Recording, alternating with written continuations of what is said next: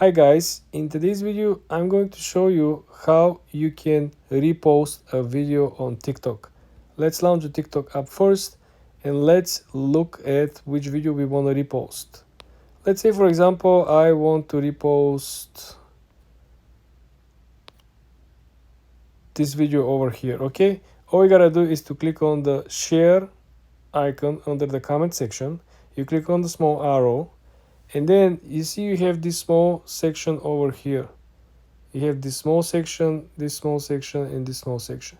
You want to focus on the first one and click on the yellow button that it says repost. When you click repost, you just repost the content and this content will appear on your account.